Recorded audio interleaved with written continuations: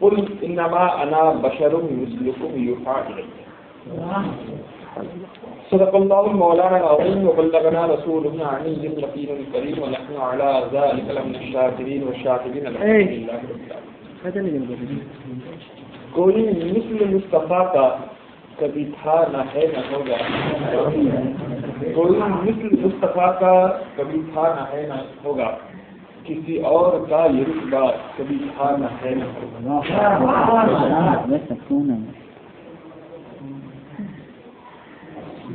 یہ مانا کہ آقا ہمارے بشر ہیں مگر وہ بشر ایسے خیر البشر حبیب خدا ہے شہ بہرو کا. یہ سچ ہے کہا تھا بشر ہوں میں تم تھا مگر فرق ظاہر کیا تھا وہی کا. تم بھی ہو حامل وہی کے یا تمہارے بھی کہنے سے شمس قمر کے. اس سے پہلے کسی انجمن میں نے حضور اکرم صلی اللہ تعالی علیہ وسلم کی نورانی پر گفتگو کی تھی. قرآن و حدیث کی روشنی میں مدلل تقریر تھی اور میں نے ثابت کیا کہ حضور صلی اللہ علیہ وسلم سراپا نور. لیکن ایک شبہ رہ جاتا ہے کہ حضور صلی اللہ علیہ وسلم کو قرآن پاک میں بشر بھی تو کہا گیا ہے اور بھی بشر مثلکم کہا گیا ہے. تم جیسا بشر یعنی کہ ہم ماں باپ جیسے بشر. استغفر اللہ. یہ صرف ظاہرہ سوچ ہی نہیں بلکہ حضور کے شان کو گھٹانے کی ایک بہت بڑی سازش ہے. کیوں؟ اس بات کو رکھنے کے لیے میں آپ کے سامنے دو باتیں آج واضح کرنا چاہوں گا. پہلی بات تو یہ کہ اللہ تبارک و تعالیٰ نے حضور سے کیوں کہلوایا کہ انما انا بشر مثلکم. دوسری بات یہ کہ اس آیت کے بعد یوحا الیہا کیوں کہا. دوسرا کوئی الفاظ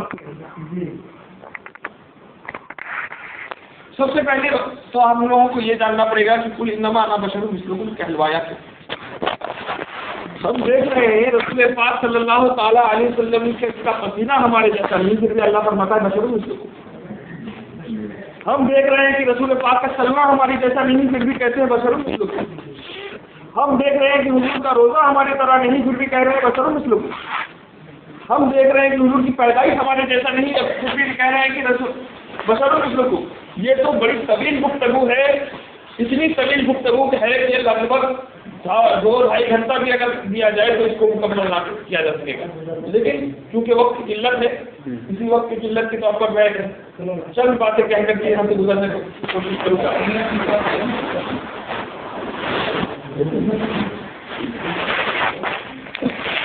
تو رسول کا پسینہ ہمارے جیسا نہیں پھر بھی بشر مثلکم. رسول کا چلنا ہمارے جیسا نہیں پھر بھی بشر مثلکم. رسول کا جسم اطہر ہمارے جیسا نہیں پھر بھی بشر مثلکم. رسول کی تخلیق ہمارے جیسی نہیں پھر بھی بشر مثلکم. رسول کا روزہ ہمارے جیسا نہیں پھر بھی بشر مثلکم. رسول کی نماز ہمارے جیسی نہیں پھر بھی بشر مثلکم. رسول کا چہرہ ہمارے جیسا نہیں پھر بھی بشر مثلکم. رسول کا کھلونا ہمارے جیسا نہیں بشر مثلکم. کیوں؟ آخر کیوں کہلوایا؟ اس کی وجہ کیا تھی؟ اس کی وجہ یہی تھی کہ اللہ تبارک و تعالیٰ کا ایک قانون ہے انسان کو ہدایت دینے کے لیے شکل انسانی میں آنا چاہیے. یہ اللہ کا قانون ہے. چاہے اس کی حقیقت کچھ بھی ہو شکل انسانی میں آنا ضروری ہے. اس کو میں آگے چل کر کے دلیل سے ثابت کروں گا. پہلے ایسے سمجھ لیجیے مفہوم کے طور پر. ایسا کیوں؟ یہ قانون کیوں؟ اس قانون کی وجہ یہ ہے کہ جیسے مثال کے طور پر ہم نہیں دیکھ لیجیے ہم اگر رات کے اندھیرے میں کہیں سفر کر رہے ہیں تنہا جا رہے ہیں اچانک سے اگر کوئی ایسی صورت والا ایسی حقیقت والا کوئی آیا جائے ہمارے سامنے ہمیں خوف ہوگا ہم سے ڈریں گے کہ ارے یہ جس چیز کو ہم ہمیشہ دیکھتے ہیں، کوئی شیر مثال کے طور پر، ہم جیسا نہیں ہے، اگر شیر آ کر کے آپ کے سامنے گفتگو کرنے لگے آپ ڈریں گے کہ نہیں؟ ڈریں ضرور. یہ کیسے بنا ہے؟ شیر گفتگو کر رہا، شیر تو چھوڑیے، بلی اگر آپ کے سامنے گفتگو کرنے لگے، ایک چوہا جس چوہا کو آپ مارنے کے لیے دوڑتے وہ چوہا آتا رکھتے تو مجھے مارتا کیوں ہے؟ اگر آپ کے سامنے گفتگو کرے تو آپ ڈریں گے کہ نہیں؟ ڈریں گے. تو اگر ایک چوہا سے ہم ڈر جاتے ہیں اس کی گفتگو کرنے پر، ہدایت دینے کے لیے رسول اگر اپنے حقیقت کی صورت میں آتا ہے تو رسول کی حقیقت کو دیکھ کر کہ کیا امت ڈر نہیں جاتی؟ کیا امت کے ساتھ وہ رابطہ قائم ہو پاتا؟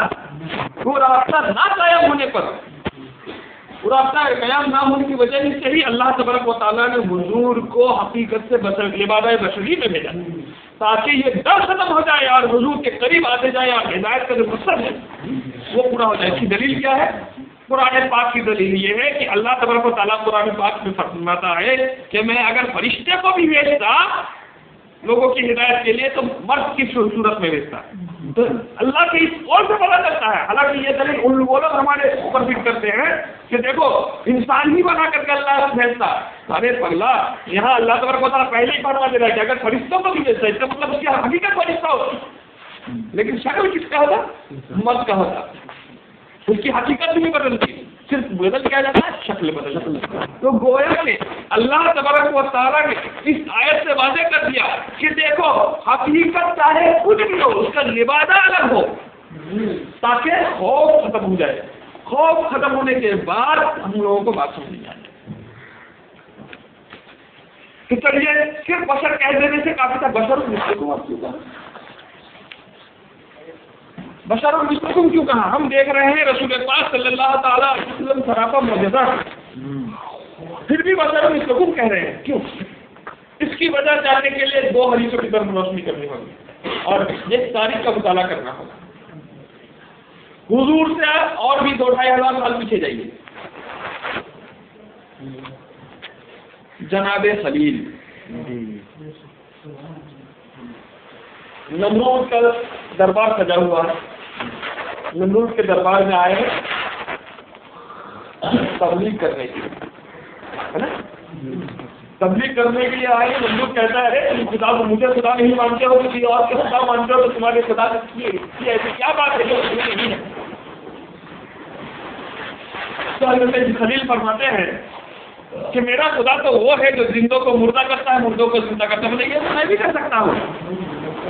اس کا مطلب کو سمجھ میں نہیں آیا، اس کا مطلب وہ نہیں ہے، لیکن پھر بھی اس نے کہا کہ میں تو بھی کر سکتا ہوں. دیکھنا چاہتے ہو تو دیکھنا چاہا بھی ٹھیک ہے دکھاؤ. تو 1-2 قیدیوں کو بلایا گیا جس میں سے ایک کو پھانسی کی سزا ہونے والی تھی جس کو اور ایک کو رہائی ملنے والی تھی. تو جس کو رہائی ملنے والی تھی اس کو مار دیا، جس کو پھانسی کی سزا ہونے والی تھی اس کو چھوڑ دیا. دیکھو میں نے مردے کو زندہ کر دیا، زندے کو مردہ کر دیا. یہ تو میں بھی کر سکتا ہوں، تو میں خدا ہوں. حضرت خلیل سمجھ گئے کہ اس کا مطلب کو ایسے سمجھایا نہیں جا سکتا. یہ آج کل کچھ نہیں، ایسی بات لانی ہوگی جو اس کے سمجھ میں آئے اور جو جس کا جواب بھی نہ دے سکے. میرا خدا تو وہ ہے، میرا خدا تو وہ ہے جو سورج کو پورب سے نکالتا ہے. تو اگر خدا کو پشچم سے نکال، تو اگر ہے تو پشچم سے نکال. یہ تو اس 2500 سال پہلے کی بات تھی، لیکن آج سے 1400 سال پہلے جائیے. جنگ خیبر ہو چکی ہے. جنگ خیبر کے بعد فاتح خیبر اور رسول پاک صلی اللہ تعالیٰ علیہ وسلم دونوں ایک ساتھ تشریف لا رہے ہیں. ظہر کے بعد حضور صلی اللہ تعالیٰ علیہ وسلم کو آرام کی حاجت تھی. آرام کی حاجت نہیں تھی، امتحان علی مقصد تھا. دیکھنا چاہتے تھے کہ علی میری محبت میں کیا کرتے ہیں. تو حضور نے فرمایا کہ علی ذرا بیٹھو کہ مجھے آرام کرنا ہے. تو حضور حضرت علی مرتضیٰ بیٹھ گئے. رسول پاک صلی اللہ علیہ وسلم ان کے گودی پر سر رکھ کر کے آرام فرمانے لگے. آرام کر رہے ہیں حضرت علی وقت کی طرف دیکھ رہے ہیں. وقت گزرتا جا رہا ہے، حضور کی نیند نہیں ٹوٹ رہی. وقت گزرتے عصر کا وقت آ گیا، پھر بھی یہ چھٹپٹا رہے ہیں کیونکہ اللہ تبارک و تعالیٰ نے فرمایا کہ عصر کی نماز کی حفاظت کرو، 7 بجے کی حفاظت کرو. یہ پریشان ہو رہا ہے کہ نماز برکت ہے، پھر بھی اس کو آج میرا ضائع ہونے جا رہا ہے. لیکن میں خدمت رسول میں نماز پڑھوں کہ خدمت رسول کروں، نماز پڑھوں کہ خدمت رسول کروں. اس دورائے میں آنکھوں سے آنسو آنے لگے. اتنے میں گزرتے مغرب کا وقت ہو گیا اور علی کے رخسار سے حضرت علی کے رخسار سے ایک قطرہ آنسو گر کر کے رخسار مصطفیٰ پر گرا. اتنا دور گرنا تھا کہ حضور صلی اللہ علیہ وسلم بیدار ہو گیا. حضور نے فرمایا ارے علی جس اثر کو اتنی تاخیر سے ادا کرنے کا حکم اللہ نے کیا اس اثر سے نماز میری قضا ہو گئی ہے اب ضرور تو میں کیا کروں. مصطفیٰ مسکرانے لگے ارے علی گھبراؤ مت تم خدمت رسول میں تھے اور خدمت رسول میں کوئی چیز قضا نہیں ہوتی تم کو یہ نماز ادا کریں. تو فوراً اللہ کے رسول اشارہ کرتے ہیں سورج کی طرف سے سورج تو لوٹ ہے کہ میرا علی نماز پڑھے گا کہ میرا علی نماز پڑھے گا. یہاں ایک بات اور واضح کرنے کو چاہوں گا میں. حدیث شریف میں آیا ہے کہ جب سورج غروب ہوتا ہے تو بارگاہ رب العزت میں وہ سجدے کرتا ہے اور اس کی جاوی چوکٹ پہ سجدہ کرتا ہے اور اجازت طلب کرتا ہے کہ میں آگے جاؤں یا نہ جاؤں. اللہ تبارک و تعالیٰ سے اجازت ملتی ہے تو آگے بڑھتا ہے. کل قیامت کے دن اجازت نہیں ملے گی تو وہیں سے واپس ہو جائے گا. تو اس وقت منظر کشی کیا رہی ہوگی ذرا سوچیے. یہ روز ہوا ہوگا کہ سورج سجدے میں تھا اتنے میں بلا ہوا مصطفیٰ آ گیا. سورج نے کہا ہوگا کہ رب میں تو تیرے سجدے میں ہوں اور ادھر تیرے رسول مجھے بلا رہا ہے میں کروں تو کیا کروں. تو رب نے کہا ہوگا کہ ارے تو نے کیا علی کو نہیں دیکھا کیا تو نے علی کو نہیں دیکھا علی میرے رسول کی خدمت میں میری عبادت کو چھوڑ دی تو تو بھی جا میرے رسول کی خدمت پہلے کر اس کے بعد میری عبادت کر کیونکہ میری عبادت ہو سکتی ہے ان کی قضا ہو سکتی ہے میرے رسول کی خدمت کی قضا نہیں ہو سکتی.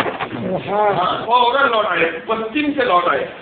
ابراہیم علیہ السلام نے کیا فرمایا تھا جو پشچم سے لوٹ آئے تو اگر خدا تو پشچم سے لوٹا تو اسے دیکھ کر کوئی یہ نہ سمجھ لیتا اسے دیکھ کر تو یہ نہ سمجھ لیتا کہ کہیں یہ تو ہی خدا نہیں اس کے بارے میں حضرت ابراہیم فرمائے. اسی وجہ سے اللہ کے رسول نے فوراً فرما دیا بشر مثلکم تاکہ خدا مجھے نہ سمجھے. لیکن ہاں میں خدا سے جدا بھی نہیں ہوں میں خدا سے جدا بھی نہیں ہوں میں خدا والا ہوں. مجھے خدا نے ہی بھیجا ہے ان کی قوت سے میں یہ کر رہا ہوں. تو اسی لیے اللہ کے رسول نے ایک طرف بشر مثلکم کہہ دیا. تو بشر مثلکم کیوں کہا اب سمجھ میں آ گیا واضح طور پر. اب آئیے سوچیے یوحا الیہ کیوں کہا. حضور کے پسینہ ہمارے جیسا نہیں ہے. یہ فرق بتا سکتے تھے کہ تمہارا پسینہ ہمارے جیسا نہیں. حضور کا چہرہ انور ہمارے جیسا ایسا نورانی چہرہ ہے چہرے کے کمرے میں اگر داخل ہو جاتے اندھیرے کمرے میں تو حضرت عائشہ سوئی ڈھونڈ رہے ہیں. ہم لوگوں کو آنکھوں کی بینائی کا یہ عالم ہے کہ رات کو برف چل رہا ہے پھر بھی سوئی ڈھونڈنے میں تکلیف ہوتی ہے. لیکن حضرت عائشہ کو دیکھیے رسول کے چہرے انور کے اتنا اجالا تھا کہ رات کے اندھیرے میں اتنا چمک رہا تھا کہ ڈھونڈ لے رہے ہیں. تو وہ چہرہ ہمارے جیسا ہے. ارے چہرہ تو چہرہ رسول کا بال و فراز ہمارے جیسا نہیں. ایک ہمارے بال میں ناپاکی ہے کسی کے بدن میں لگ جائے تو اس کو دھونے کی ضرورت ہے اور رسول کے بال اتنا پاک ہے کہ اس کو پینے سے جنت والی ہوگا. براہ شریف کا یہ اعلان ہے کہ آج تک کسی نے اس کو دیکھا نہیں. زمین ڈھاب لے تاکہ پیر نہ گرے ان کا سایہ اثر زمین پر نہیں گرتا تاکہ بے حرمتی نہ ہو جائے. اتنے پر ہم جب کھیلتے ہیں تو پلاسٹک کے کھلونے لیتے ہیں یا مٹی کے کھلونے لیتے ہیں. رسول کھیل رہے تھے چاند اور سورج. چاند جاتا ادھر انگلی اٹھاتے ہیں کیا نہیں چلتا تھا کھلونا. تو رسول کا کھلونا ہمارے جیسا نہیں. ہم کسی پانی میں انگلی ڈبا دیں تو وہ مائع مستقبل بن جائے وضو کے قابل نہ رہے. جی وضو کے قابل نہ رہے. رسول کے انگلی سے نکلی ہوئی پانی طہارت کے قابل ہے بلکہ باہر حضرات نے کہا کہ وہ آب زمزم سے بھی بہتر ہے اور آب زمزم سے زیادہ پاک ہے. ہم اگر پانی میں انگلی ڈبا دیں تو اس کی برکت ختم ہو جائے. میرے رسول ایک کٹورے پانی میں ڈبا دے ایک کٹورے سے 500 آبی پیرا ہوا. اتنا فرق رہنے کے باوجود یوحا الیہ کا ہی فرق کیوں بتایا. اس کی وجہ کیا تھی؟ اس کو جاننے کے لیے ہمیں قرآن پاک کے اور بھی گہرے مطالعہ کریں. قرآن پاک وہ ایک ایسی کتاب ہے جس میں اللہ تبارک و تعالیٰ نے فرمایا کہ ہر چیز کا بیان ہے. تو غور سے کیجیے لیکن عقیدت و محبت کے ساتھ دیکھیے. کیوں کہ قرآن ہی نے فرمایا یضل بہ کثیرا ویہدی بہ کثیرا، اس سے اکثر لوگ گمراہ ہو جائیں گے اور اکثر ہدایت پائیں گے، اس میں سے گمراہ بھی ہوں گے ہدایت نہیں پائیں گے۔ تو گمراہ کون ہوں گے؟ جو بغض کی نگاہ سے دیکھیں گے۔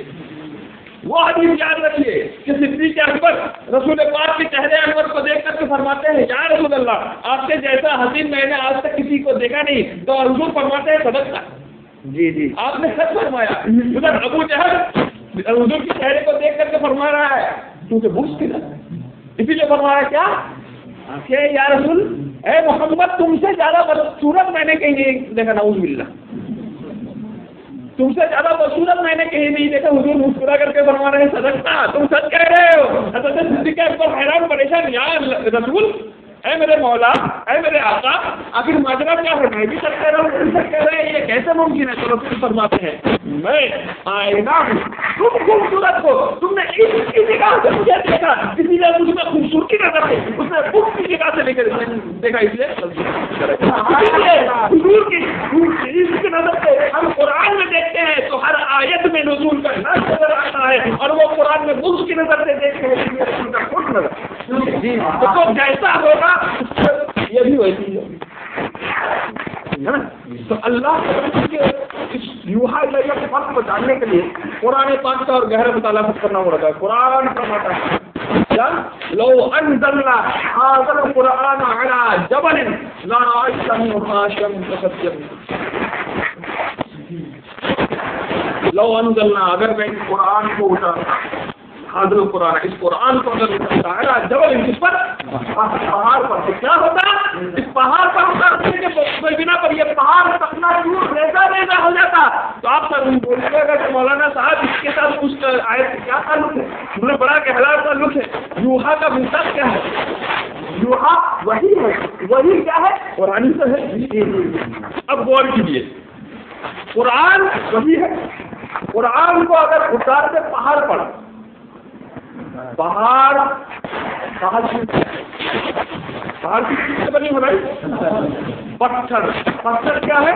سخت ترین مٹی، تو سخت ترین مٹی پر اگر قرآن کا نزول ہوتا تو ٹوٹ کر کے چکنا چور ہو جاتا، تو ہم جیسے مٹی والے پر اگر قرآن اترتا تو کیا ہوگا؟ تو رسول مٹی نہیں ہے، جی یہ اس آیت سے ثابت ہو گیا۔